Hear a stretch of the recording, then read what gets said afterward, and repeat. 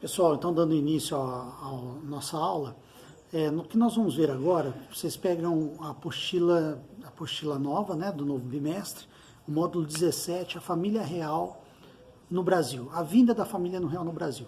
Então, o que nós vamos estudar por que a família real veio para o Brasil, quais as consequências dessa vinda, né, tanto para Portugal como para a colônia Brasil, no que resultou tudo isso, tá? Então vamos lá, o contexto é de fim do século XVIII, né?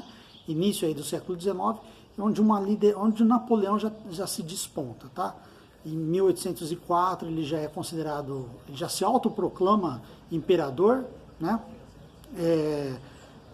Tem aquela fase do consulado e tal, mas Napoleão se efetiva como o consolidador dos ideais iluministas, ou melhor, dos ideais da Revolução Francesa, dos ideais burgueses, tá? Ele se consolida como o protetor da burguesia, vamos dizer assim. Então, nesse período, França e Inglaterra já tinham superado a fase do capitalismo, estavam numa fase mais elevada do capitalismo em relação aos que começaram as navegações, em relação a Portugal e Espanha. E eles já começavam a entrar na fase do capitalismo industrial, tá? Caminhavam para uma industrialização. No caso da Inglaterra, propriamente dito, a Revolução Industrial já havia começado. Né? 1776, ela já tinha 40 anos aí que a Inglaterra já começava a se despontar como potência industrial. O Napoleão tenta, são duas potências, tá? Antes de mais nada, França e Inglaterra são duas potências que começam a disputar a hegemonia no planeta, sobretudo na parte ocidental, vamos dizer assim, do globo, né? Então são duas potências europeias que começam a disputar aí a influência no mundo. O Napoleão tenta invadir a Inglaterra, tá? Só que a Inglaterra tem a sua esquadra, sua marinha, né, muito bem desenvolvida, tanto que era considerada a rainha dos mares, né? Ficou conhecido como a rainha dos mares. Então Napoleão não consegue invadir a Inglaterra militarmente, tá? A marinha da Inglaterra era insuperável naquele período. Então a batalha de Trafalgar que aconteceu foi a derrota de Napoleão e a vitória da Inglaterra em cima da França, né, nessa batalha naval. Então, o que Napoleão faz, já que ele não consegue vencer militarmente a Inglaterra? Napoleão vai fazer uma estratégia muito bem pensada, vamos dizer assim, né? Que foi decretar o chamado bloqueio econômico. O que é isso? Ele proibiu, já que ele invadia os países europeus, como ele tinha na Europa continental, Napoleão praticamente já tinha estendido quase todo o seu império, né? Submetendo alguns estados, alguns tornados independentes. Vocês vão ver mapas na apostila para deixar isso muito claro. Ele vai decretar o bloqueio continental, que nada mais é do que o fechamento, a proibição, o fechamento dos portos, a proibição de comércio da Inglaterra com a Europa. Nem comprar, nem vender. Tá? Isso vai esmagar a Inglaterra, vai esmagar a Inglaterra comercialmente, né? Já que ela produz, ela não tem para quem vender. Já que ela precisa de matéria-prima, ela não tem onde pegar. Então a questão do mercado consumidor é muito forte, né? Não ter para quem vender quebra, né? Poderia estruturar a economia da Inglaterra. Então, em 1806, o Napoleão decreta o embargo econômico. Em Berlim ele faz esse decreto, então a partir de então nenhum país pode comercializar. Só que tem um problema, porque Portugal era muito dependente da Inglaterra, desde lá do final do século XVII, começo do XVIII, né? Lembra do Tratado de Mantwin, né? Que é significativo esse tratado, transformando Portugal num país totalmente dependente da economia britânica, né? Quase na órbita da economia, um satélite da economia britânica. Então, Portugal vai ter esse problema de ter que seguir as determinações de Napoleão sem ter que romper com a Inglaterra. Então ele faz um jogo duplo, tá? ele faz um comércio com a Inglaterra, ele uma hora decreta a expulsão dos ingleses de território português, só que para Portugal é mais difícil cumprir a determinação de Napoleão do que deixar de realizar comércio com a Inglaterra, tá? Então, o que vai acontecer? Ele não fecha o comércio com a Inglaterra, então o Napoleão decreta o que nós vamos chamar, ele faz um acordo com a Espanha, né? Um acordo meio capcioso, porque ele coloca o próprio irmão dele, do Napoleão, como no comando da Espanha. Então ele faz um acordo entre Espanha e França, que vai ser chamado de Tratado de Fontainebleau, em francês, né? 1807, que faz, esse tratado nada mais é do que a divisa de Portugal e suas colônias entre Espanha e França e a autorização, né, vamos dizer assim, da invasão militar em Portugal por parte das tropas francesas, onde a Espanha liberava o território para as tropas francesas avançarem e invadir Portugal.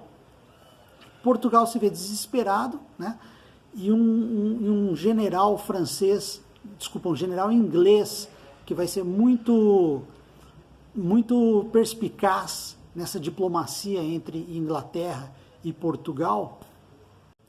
Bom, então diante dessa perspicácia desse diplomata, vamos dizer assim, britânico, Portugal estabelece um acordo com a com a Inglaterra. Esse acordo nada mais é do que a transferência da corte portuguesa de Portugal, da Europa, né, para a sua colônia Brasil. Tá? Isso era um prato cheio, era tudo que a Inglaterra queria, porque aí, na prática, transferindo a coroa para o Rio de Janeiro, onde lá vai ser a sede do Império Português, o comércio vai ser realizado direto com o Brasil, né? Já que a Europa está bloqueada para a Inglaterra. Isso na prática vai colocar fim ao quê? Ao pacto colonial, tá? Na prática é isso, porque agora não precisa passar por Portugal para fazer Inglaterra não precisa passar para Portugal para fazer comércio com o Brasil, agora ele faz direto, tá? Então isso vai ser um alento para a Inglaterra, tudo que a Inglaterra queria, né, em termos de ter um mercado consumidor para desaguar seus produtos que estão sendo acumulados, né, na Europa, na própria Império Britânico, porque a Europa não compra. Então o Brasil vai ser um desaguador desses produtos e fornecedor também de matéria-prima, correto? Então o bloqueio continental nada mais é do que a transferência, a causa do bloqueio continental, as consequências do bloqueio continental leva para a nossa história a transferência de Portugal, da corte portuguesa, para o Brasil, colônia, tá? Então, em 1808, o príncipe regente Dom João vai fazer uma série de tratados com a Inglaterra. O primeiro dele é a abertura dos portos, também chamado abertura dos portos das Nações Amigas, que nada mais é liberar os portos para o comércio, tanto saída e entrada, né, importação e exportação, para a Inglaterra. Tudo que a Inglaterra necessitava, haja vista que ela estava bloqueada por Napoleão em relação ao comércio europeu, continental. Então, além desse tratado, outros tratados foram surgindo, tá? E mudando a realidade aqui colonial, principalmente na Inglaterra,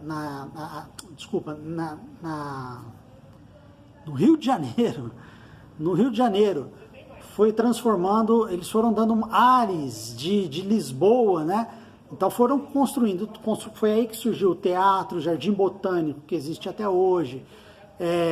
Uma série de melhorias, no Rio de Janeiro foi sendo reurbanizado, mas isso não para atender o povo, mas para atender a corte, para que a corte tinha uma vida não tão impactante, né, em relação ao que ela tinha na Europa, que ela começou a ter uma vida mais suntuosa aqui nos trópicos, né? Então essa mudança vai gerar a elite agrária brasileira vai ser uma verdadeira elite, vai ser uma verdadeira nobreza colonial a partir de então, porque a nobreza que até então estava em Portugal foi transferida para o Brasil Então esse Ares, essa aristocracia agrária, começa a ter uma relação direta ali com a coroa, e ali começa assim, uma nobreza, se formar uma nobreza de fato, né? Haja vista que o Brasil vai, na prática, deixando de ser uma colônia. Na prática, em termos documental, não, né? Isso vai mudar só em 1815, mas na verdade ele vai deixar de ser, na prática mesmo, vai deixar de ser, vai ser a sede do Império Português, tá? Sobretudo o entorno do Rio de Janeiro, quem está no seu entorno.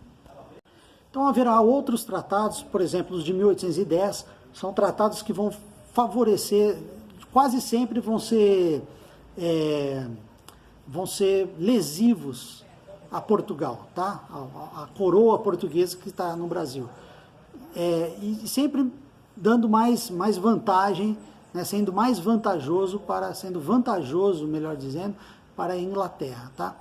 Uma coisa que acontece é que, abrindo os portos, vai começar a vir produtos que são industrializados, obviamente, da Inglaterra, já com um grau de desenvolvimento melhor do que as manufaturas que começam a ter no Brasil. Isso acaba barateando os produtos, porque vai ter taxas privilegiadas, né, para os produtos ingleses. Então os produtos acabam entrando mais barato. Então o consumo da colônia vai melhorar, tá? Na medida, claro, quem tem potencial de consumo, à medida que vai cair o preço dos produtos, tá? Por outro lado, esses produtos que já são industrializados, que já têm uma tecnologia desenvolvida, vão concorrer com os produtos coloniais, porque houve um alvará que o Dom João deu que poderia se instalar indústria aqui na colônia. Entretanto, essa concorrência era muito desleal, né? Imagina uma indústria primitiva, manufatureira da colônia, concorrendo já com os produtos da Inglaterra, do berço da Revolução Industrial, né? Então, na prática, esses tratados que foram, essa relação em si que foi tendo com a Inglaterra, foi minando a indústria, né? Foi atrofiando, ou melhor, foi matando no ninho, né, uma incipiente indústria nacional que poderia estar surgindo. Lembre-se que a dependência do Brasil, de Portugal, né, do Reino Português com a Inglaterra, nem as medidas pombalinas lá conseguiram dar jeito, porque o Pombal foi destituído do poder, né, pela Maria Viradeira, e a Maria Viradeira já começa a fazer a política da Inglaterra. Então, Portugal está totalmente ali junto com a Inglaterra na questão do comércio, transformando dependente, cada vez mais dependente, tá? E essa situação não vai mudar, ou melhor, vai até se agravar à medida que a coroa transporta de Portugal, da Europa, aqui para o Brasil, correto? O pessoal, é legal destacar também que em 1815, né, depois já com o fim de Napoleão, do domínio napoleônico, o Congresso de Viena, né, que vai se estabelecer em 1815, o Brasil deixa Portugal deixa, né, volta, restabelece a Europa como um todo, redesenha o mapa europeu como que era antes mesmo de Napoleão. O intuito do Congresso de Viena é esse, né, geograficamente, voltar a ser o que era a Europa, as monarquias absolutistas e as dinastias, né? Então a dinastia Bragança volta a ser reconhecida no território de Portugal, apesar do Dom João ainda estar em território brasileiro. Então o Brasil é elevado, ele deixa de ser colônia, tá? Mesmo com a metrópole lá, ele ainda era colônia. Mesmo com a coroa lá, ele ainda era colônia. Então ele deixa de ser colônia e passa a condição de Reino Unido de Portugal e Algarves, tá? Condição de Reino Unido. Então ele não é mais colônia, ele faz parte do Reino de Portugal, tá? Isso a partir de 1815, então é uma nova etapa da história brasileira. Você tem que ter isso em mente, tá? Então vamos ver como que vai ficar essa relação agora de Portugal, uma vez que Portugal e Inglaterra, uma vez que o Brasil deixa de ser colônia de Portugal e agora está dentro desse status praticamente independente, né? Uma vez que ele faz parte do reino português. Bom, a presença da corte no Brasil vai ter um efeito também, na medida em que vai começar a cobrar impostos. Elevar impostos vai ter um efeito que vai desagradar os colonos, sobretudo do Nordeste. Em 1817 vai acontecer o que nós chamamos de Revolução Pernambucana, que vai começar em Pernambuco, mas vai ter adesão de Paraíba, Rio Grande do Sul, Rio Grande do Norte, desculpa, Ceará, são esses estados nordestinos. Acaba uma rebelião em 1817, uma rebelião que tem que ser caracterizada como separatista, tá? É uma rebelião que quer a separação, e se instaura até um governo provisório, que é um governo provisório temporário, mas que é destituído pelo governo português. Então começa a ter os sinais aí de rebeliões, de sinais independentistas, né? Vamos falar separatistas, até nacionalistas, né? Nós estamos falando, pessoal, 1817, nós estamos falando já de século XIX, né? Então as ideias iluministas, a própria Revolução Francesa já ocorreram, tá? Os Estados Unidos, em 1776, já se libertou, né? E os Estados Unidos influencia todas as colônias que vão ter, as colônias hispânicas e a portuguesa, tá? Então, atente-se para esse detalhe aí. Então, a Revolução Pernambucana de 1817 é um sinal de que o sistema colonial está entrando em ruptura, que o pacto colonial está com os dias contados, tá? Em termos de política externa, nesse período joanino, aí, no período do Dom João, até para hostilizar a França, o Dom João toma o que nós chamamos hoje de Guiana Francesa, tá? A Guiana Francesa é tomada pelo Brasil por um tempo. E também a província Cisplatina, que seria o caso do Uruguai, que pertencia à Espanha, também é tomada. Então, lembre-se que Espanha e França são inimigos de Portugal nesse período, tá? Então, esse interesse, principalmente Carlota Joaquina, né, tem um interesse dessa tomada da província Cisplatina. Era um desejo dela, tá bom? Isso vai ser meio que desastroso para o Brasil, coisa que nós vamos ver mais à frente.